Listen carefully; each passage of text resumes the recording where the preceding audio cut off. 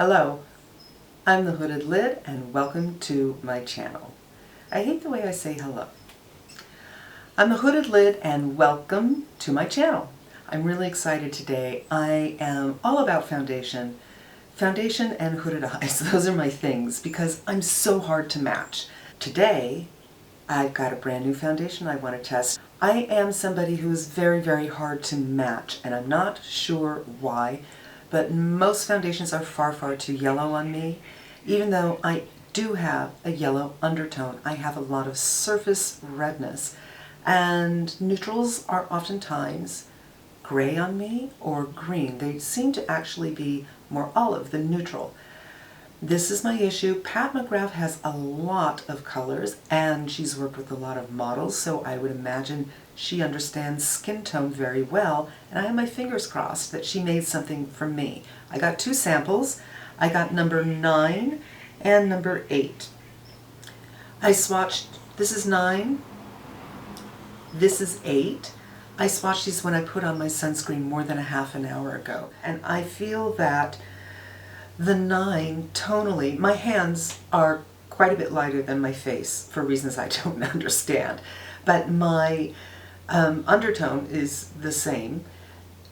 I feel like this one is too orange and this one seems more neutral. This is the 8, but it's too light. So I'm going to go for the 9 and we'll see. I am going to use my fingers. I don't know how she suggests you use it. I don't really care. I'm not that person who's going to like read the ingredients and tell you what they say and all that kind of stuff.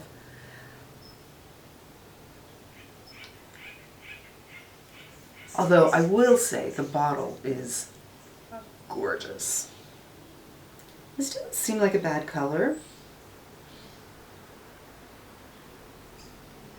And the foundation is quite thin.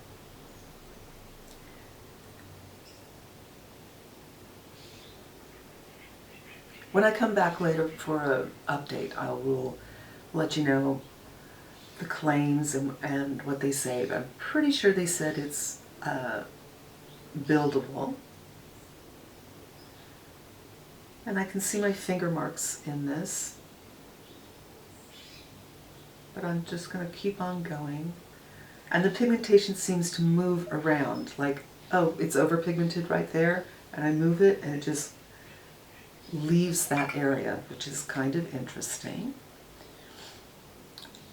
We'll see if I have enough, a little hair right here, a little fuzz, if I have enough to try a second application with whatever their suggestion is.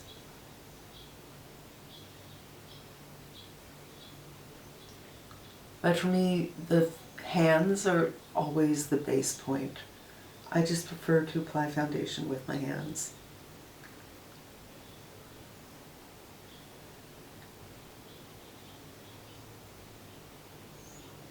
So far I'd say it's a teeny bit too orange for me, but I'll see how it looks in you know, a different light.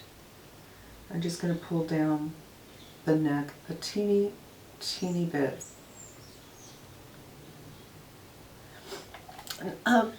Not bad. I mean, it's pretty. It doesn't have a thickness to it. It is weird how when you move it, you seem to, usually you put something down, if you move it, it stays where it is and you're spreading it out, like peanut butter on bread, right? With this, I feel like when I move it, the peanut butter is just moving to a different area of the bread. It has an odd feeling to it. But this may not be their preferred application. I don't know if I want to add on to this. Because the consistency is just a little odd to me, I'm going to let this set up and do a little concealer around the eyes and then go back and see how this builds. Alright, now the foundation has had some time. The sun is finally coming out, so the light probably just changed. I'm going to add a little more of the Pat McGrath foundation. And we'll do the cheeks because that's generally where I have a lot of redness, and I have sun damage right here. And oddly, I have sun damage right here on both sides of my face. a little bit on the chin. My chin seems to eat foundation, but I don't want to do too much. And whatever's left on the forehead. Now, I heard somebody say they could smell alcohol on this foundation. I cannot. It doesn't have a scent at all, really. I'm not so sure it builds that beautifully. Yeah, it's becoming smeary.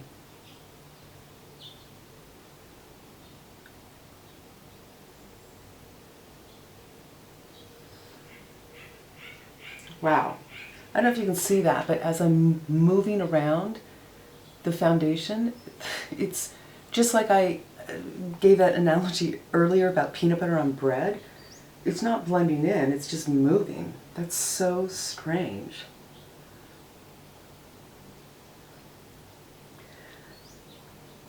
All right, so there it is. It doesn't particularly feel set. I don't like to powder my foundation until it has some time to set, because to me I think, well, why are you putting something dry on something that's still wet? I'd rather let this set in, let it absorb, let it react to the skin, kind of synergize, and then if I feel I'm too shiny, go ahead and powder and, you know, carry forward if I'm going to powder at all. But I prefer actually not to powder if I can get away with it. So it's 9:30. I'm probably not going to put on the rest of my face right this moment, we'll see, but I'll come back a little later so you can see the finished product, and then we'll come back at the end of the day to see how it works. I'm back. It's a half an hour later. I changed the lights a little bit because the sun is coming out, so I hope that doesn't change the look too much. I looked up the application for this, and interestingly enough, they said to use the fingertips, which I did, and pat in when you add on. So the smeariness is something they're pretty aware of, which is stunning. So when you add on, you should pat it rather than sweeping motions. They do not mention a beauty blender, and this still feels, a half an hour later, it still feels really tacky to me. It doesn't feel sticky, it does not feel set. I can't explain it. Besides, it doesn't feel set. It feels a little tacky, but not sticky because it's not thick. If this were thick, it would feel like a mess. She also has a brush that she sells with it, which isn't available yet. It's $55. I don't think I'll be buying that, but it looks like a kabuki. So I might try this again with the kabuki, but with the kabuki, she says both buff to perfection, which would be this, and sweep. Now, to me, this kind of foundation, since when I sweep with my fingers it moves, I can't imagine sweeping with this would work out. But I can tell you this, I want to powder this. I don't like the way it feels. I'm going to work this into my brush. I don't like the way it feels, and I feel quite certain if I go on with a powder blush, it's going to stick. So, definitely powder the cheeks, where I'm going to put the blush.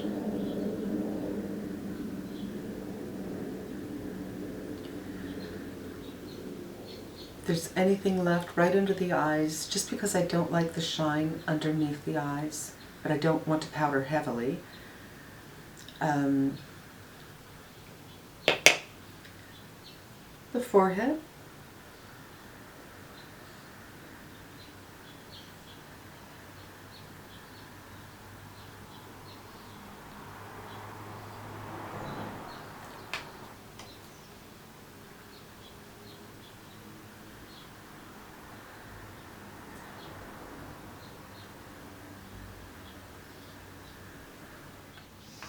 Okay, I pretty much powdered everywhere except for the lower area of my face. I did look up the foundation number 9. It's supposed to have a pink undertone, but this is not reading pink to me. And the number 8, which looked more neutral on my hand, is supposed to have a peach undertone. So there's something a little strange about what they're calling the undertones.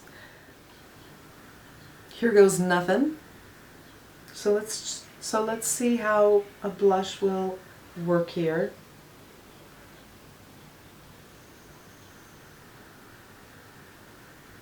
I don't see that the foundation's moving around.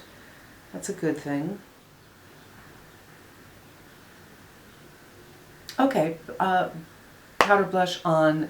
There was no skipping, no sticking. It didn't move the foundation, so that's good. I am not convinced that that would have been the case had I not powdered. There's something very odd about this formula, and I'm really not sure what it is. I'm going to continue with my makeup, and we'll be back. I'm back and makeup is on. I even put a little bronzer on, which I think I did patchily. I can't tell. Bronzer is really not my jam. But what we want to talk about is the skin. The skin looks remarkably good. I think the powder helped that a lot. And well, I kind of want to give this another try with a kabuki and another try with my hands to do the patting motion to see if that helps. But as you saw, I did, when I came back, do some patting around the face. That may have helped a little bit. I do think the skin looks really, really nice, but there's something awkward about this foundation. I think there's a learning curve of the best way to apply it, especially when you factor into that whatever your skincare may be beforehand. I mean, everybody's skin is different.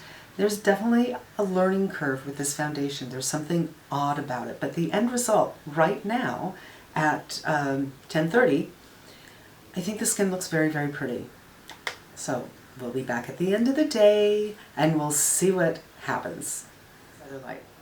All right, I am back. It's about 6:30, so this has been on for 9 hours. And I'm very pleased with the way it's looking. I took a nap, I got a little sweaty, and it's still holding in. Of course, we're not checking this for longevity and non-transfer proof. It's just, what's this foundation look like? And I think it looks very, very nice on the skin. A couple of things worth noting. The application is odd. I'm going to try this 2 more times, and I'm going to film those and air those later, but I wanted to get this out as soon as possible. I put it on with my fingers as I normally do, and I found that it was quite smeary. I was able to let that sink in for a half an hour, and eventually it looked okay, but I'm thinking it might look even better if I apply it the preferred way. Also, it never really feels like it sets down. There is a slight tackiness to this, and that is a little uncomfortable for me. I have to powder on this one, and I'm not a fan of wearing foundations I have to powder. That's my preference and my experience. Of course, I wear several serums, several moisturizers, and a sunscreen, and I let them all sink in for a half an hour. Your mileage may vary, depends on your skin type and how you prep your skin, but for me, I never felt that it set until it powdered. I also mentioned that I put on some bronzer today, and I felt I didn't do a very good job because I don't use bronzer very often. I feel, well, I'm not experienced with bronzer. But then I remember when I powdered my face, I didn't get the sides of my face, my temples, and that's exactly where it felt patchy. So I think powder is necessary, at least for me, and how I prep my skin. Now let's talk about the color. The color that I'm wearing is number 9, and online it says that this is a pink undertone. The other color I swatched right next to it on my hand in the beginning was 8, which they say has a peach undertone, but to me the 8 read very neutral, and this one reads very yellow. Throughout the day I go into different rooms, I go outside, I check, and I think, gee, you know, this is pretty good, it's not bad. But I shot this outro once before, and it looks a teeny bit yellow to me. I suggest if you live near a Sephora that carries Pat McGrath, and this is something you're interested in, to hop into the store and do some swatching on your own. If not, you know, go by what she says, do the best you can. At least Sephora has a great return policy. But so far I'm really encouraged by this foundation. I'm going to do it again with my fingers the way they suggest with the padding, and with a kabuki brush which looks like it's similar to the brush that she has made for it but isn't yet available. And I think that's going to wrap it up. I want to thank you so much for coming.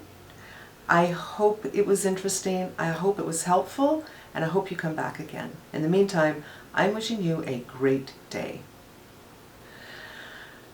During my playback, I'm back. During my playback,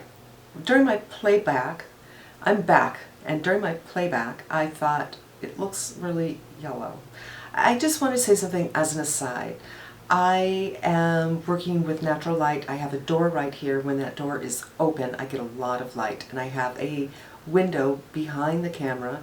It gets light as well, but not as much as the door. And then I have 3 practical lights. 2 of them have daylight balance bulbs in them and 1 doesn't. And I have a ring light as well, and I'm trying to figure out when and where and how to use it. When I first started this channel just a few weeks ago, one of my goals was to produce videos that looked very real. A lot of women use very, very strong light. They use Kino flows, sometimes 2, and big silks which diffuse them, and they look beautiful, but you're not getting a sense of what the colors that they're using looks like. One person that I watch, when she puts on foundation, I don't even see it going on her face. It's the oddest thing. Another woman, more than one woman that I love and watch, have put on lipsticks and I think, ooh, I really like that. And I think their skin tone's similar to mine. I'm going to go check it out. And when I get to the store, it's like 10 shades darker than the shade that I saw on camera. And that's because they're using so many lights. So what I'm trying to do is produce something that shows the true colors, and it won't be as flattering to me. I mean, I could do lights and just blow out my under eyes and have no circles and no crow's feet, but that's not who I am, and I don't think it would be very helpful to you when it comes to foundation colors or lipstick colors or even eyeshadow colors. So I'm still trying to figure it out.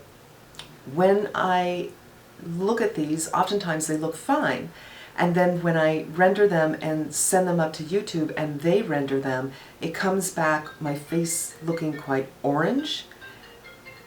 And there's my phone, or quite red.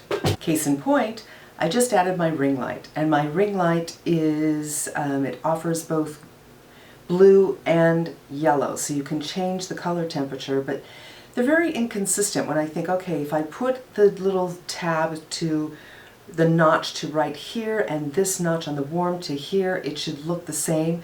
But sometimes when I'm looking at this ring light, it doesn't look like it's balanced half and half warm to light. Sometimes I put on the light really big, and it's just, you know,